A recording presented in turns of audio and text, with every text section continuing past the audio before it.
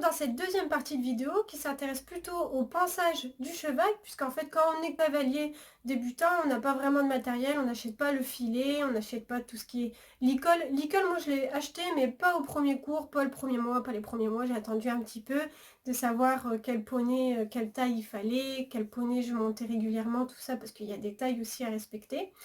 Donc on va s'intéresser plutôt aux brosses et puis aux friandises. Moi j'en donne pas énormément des friandises, je préfère donner des fruits et légumes. Donc voilà, attaquons. Donc on va commencer par la toute première chose que je fais, on va faire dans l'ordre dans lequel moi je fais mon pinçage. Donc je sais pas si c'est le bon, mais je pense, bon il n'y a pas de... Du moment que le cheval est préparé, après je pense qu'il n'y a pas vraiment d'ordre précis.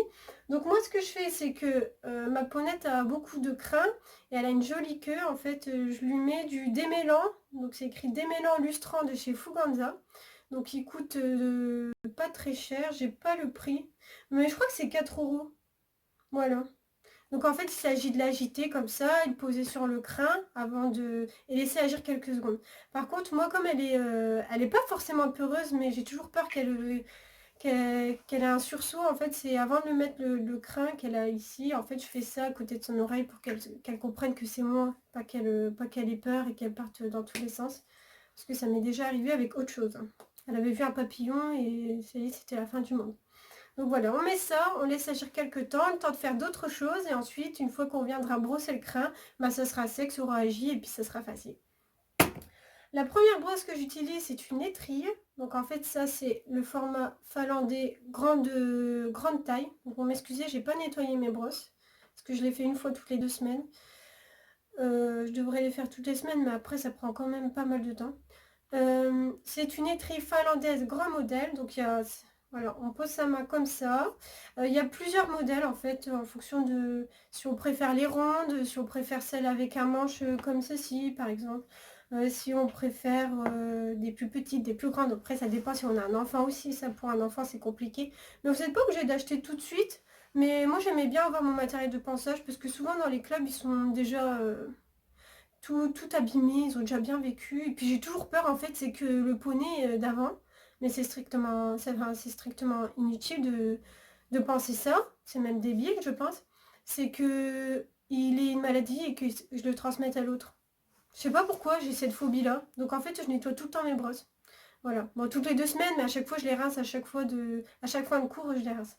Donc vous l'utilisez, on revient sur le pinçage, vous l'utilisez sur l'encolure, sur le ventre et sur la croupe. Donc en fait c'est vraiment pour dégager la grosse couche de poussière qu'ils peuvent avoir, tous les poils morts, surtout en période de mue, tout ce qui est foin collé, tout ce qui est boue collé. Ben, en fait c'est pour que vraiment il faut décrasser une première fois votre poney. Donc vous le faites avec ça, c'est une étrille, donc ça coûte pas très cher. Moi je l'avais eu à 2 €.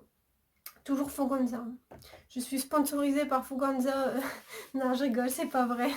Mais bon, c'est vraiment la marque des débutants en fait. C'est ça qui est intéressant parce que c'est accessible, c'est largement abordable et puis ça reste quand même de la bonne qualité. Ensuite, j'ai une brosse douce, grand format. Donc celle-là, c'est bien aussi, c'est parce que c'est toujours une Fuganza. Elle est ergonomique. Donc en fait, après cette première brosse qui est l'étrille, on passe cette brosse douce. Ils disent que c'est soi-disant lustrant, mais j'y crois pas trop. En fait, c'est vraiment pour retirer la poussière, tout ça, voilà. Ça, c'est pour décoller, et ça, c'est pour retirer. Voilà. Donc après, voilà. C'est vrai qu'il faut reconnaître qu'après avoir passé ça, ils ont quand même le poil un peu plus doux qu'au départ. Donc voilà. Donc je le passe aux mêmes endroits que pour les tris, c'est-à-dire l'encolure, le ventre et la croupe. Plus je descends en fait vers les sabots, vers les jambes de mon poney, plus j'utilise des plus petites brosses, c'est-à-dire un bouchon. Donc le bouchon, je l'utilise, normalement il ne faudrait pas, mais j'utilise sur les jambes du poney. Je l'utilise aussi sur le sabot, donc ici c'est le sabot, je décrase cette partie-là, excusez-moi, je manque peut-être de vocabulaire, mais je décrase cette partie-là avec ce bouchon. Donc celui-là c'est un Fuganza, c'est le bouchon tête douce équitation. Donc voilà, on dit qu'on cure le sabot avec ça, mais moi j'utilise plutôt l'autre. Donc voilà. Elle coûte 6 € par contre, celle-ci elle est plus chère. Je pense que c'est parce que juste il y a la petite sangle. Mais autrement, voilà, le poil est doux. Il n'y a pas de remarque particulière dessus, mais elle décrase bien, c'est vrai. On pourrait croire qu'avec le poil doux comme ça décrase pas, mais en fait si, ça retire super bien la poussière. Puisqu'on est dans les sabots, on va utiliser le cure-pied. Alors ça pour moi, vraiment, quand j'ai vu cet instrument, j'ai cru que c'était un instrument de torture. J'ai eu peur, j'ai dit mon Dieu, je n'utiliserai pas ça et tout. Et après quand on m'a expliqué ce que c'était, et surtout qu'on m'a montré comment faire, parce que c'est très important, qu'on vous montre comment faire pour éviter de blesser le cheval, parce qu'il ne faut pas toucher la fourchette avec cette petite partie métallique, sinon ça peut le blesser. Donc en fait c'est un cure-pied que j'utilise normalement. En fait cette partie là ce serait pour brosser les sabots, sauf que moi je le fais avec mon bouchon, et cette partie là c'est pour nettoyer sous le sabot, vous savez là où il y a le fer. Excusez-moi, je connais pas encore très bien l'anatomie du cheval. Je révise parce que je passe bientôt mon galop normalement au mois de novembre, mais on n'est pas sûr. Mon galop 1 bien sûr. Et en fait donc du coup j'utilise ça pour retirer toute le foin, la paille, la terre, le crottin. Et après je passe avec là en faisant bien attention à la fourchette, à ne pas toucher pour les petits morceaux de terre qui pourraient rester collés. Donc ça par contre je n'ai pas le prix parce qu'en fait il n'est plus en vente chez le Décathlon de mon coin. Et comme mon site est automatiquement relié à celui de mon village, et ben, je ne connais pas le prix. Mais à mon avis ça ne doit pas être très cher, hein. Toujours à Fuganza. Donc voilà. Ça marche comme ça.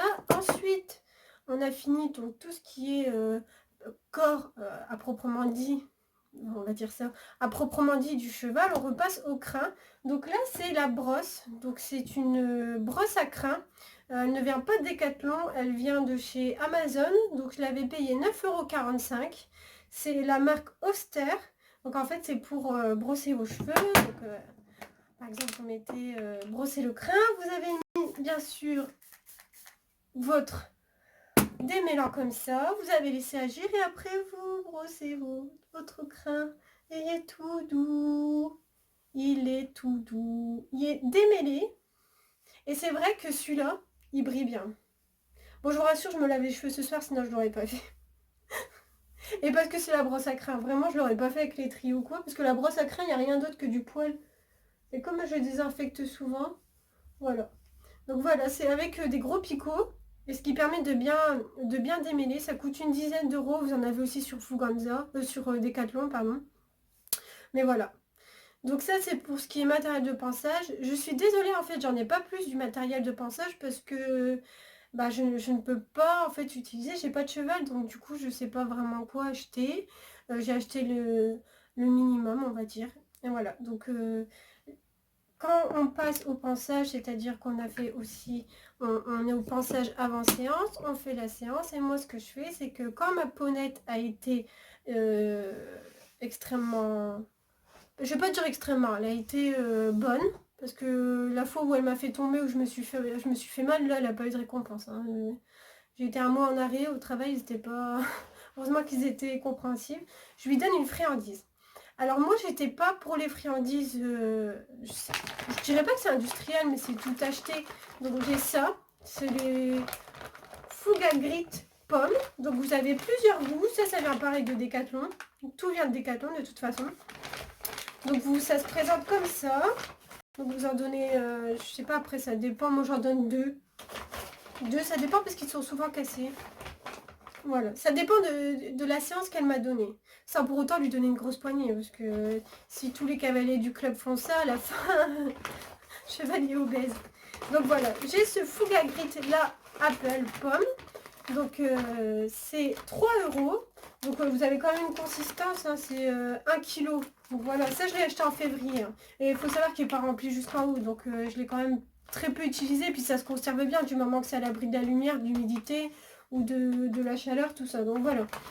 Par contre, moi, ce que je fais, c'est que je donne plutôt des légumes et des fruits. Donc je donne des pommes, je donne des poires, je donne des carottes et je donne aussi des endives. En fait, ça dépend. Des fois, je lui fais une petite salade sans assaisonnement, hein, je vous rassure. Mais ce que je fais, c'est que je coupe des légumes et des fruits et je lui donne en fait pour après la séance. Donc voilà, je pense qu'elle préfère ça à ces friandises déjà toutes faites. Après, je sais qu'il y a des friandises qui sont, je pense, très très bien parce que tout le monde les achète. C'est liquide. Et je crois que ça vient d'Angleterre. Je suis pas sûre qu'il y ait des magasins en France, vraiment je ne sais pas. Mais ils font des tablettes en fait en forme de tablette de chocolat, mais je vous rassure c'est pas du chocolat pour cheval, hein, c'est de la banane ou quoi. Donc voilà.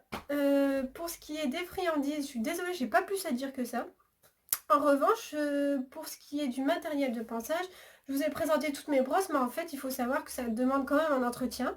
Donc, c'est pas un entretien extrêmement poussé. Moi, ce que je fais, c'est qu'une fois toutes les 2 semaines, je prends un seau d'eau et en fait, je nettoie toutes mes brosses. Donc, au préalable, j'ai déjà retiré tout le crin qui peut rester, tous les poils morts, toute la boue en les tapant, en les frottant à la main et tout ça. Je mets dans un bol d'eau chaude, un seau d'eau chaude de la lessive liquide que après je mets dans l'eau, donc comme je viens de le dire. Au moins ça me permet de laver mes brosses, de les frotter entre elles, de les laisser tremper. Je rince tout abondamment parce qu'il faut que ce soit bien rincé. Donc ça, faites bien attention, il faut que ce soit bien rincé parce que votre brosse après elle va mousser, je pense, s'il pleut. Donc voilà. Et une fois que j'ai fait ça, ce que je fais, c'est que je remets de l'eau claire, cette fois-ci froide, avec un peu de biseptine. En fait, c'est juste pour désinfecter mes brosses parce qu'on sait jamais, en fait, peut-être qu'elle a eu une petite blessure ou que moi, en fait, je peux transporter une maladie sans le vouloir. Vous savez, il y a plusieurs maladies qui sont transmissibles, en fait, du pot à pot, tout ça, entre l'homme et l'animal en général. Donc voilà, je mets de la bicétine, je laisse tremper un quart d'heure et ensuite je rince tout à l'eau claire et je mets à sécher naturellement au soleil. Mais l'hiver c'est un peu plus compliqué, donc voilà. Donc par exemple, si vous montez une fois par semaine, vous pouvez faire le soir tout de suite en rentrant, comme ça vous avez toute la semaine pour que ça sèche, parce que moi j'habite dans le nord et il fait souvent humide tout ça, donc c'est assez compliqué pour sécher. Donc vous allez me dire dans quoi je range tout ce petit matériel. Donc on va passer comme ça. Donc je range tout ce petit matériel dans le... Je range tout ce petit matériel dans ce sac de ponçage. Donc pareil, toujours Fuganza, que je trouve très pratique parce que il est bien parce que j'ai pas énormément de, de rangement. Vous voyez, donc là je mets mes gourmandises. Donc habituellement elles sont dans un sac, hein, je vous rassure.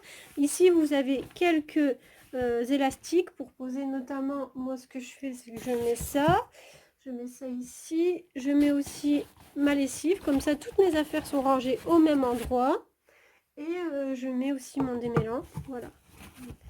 Voilà, c'est pas grand chose, j'ai pas énormément de matériel, mais voilà, quand on est débutant il faut pas forcément tout acheter, c'est plus agréable d'acheter au fur et à mesure que de tout acheter d'un coup.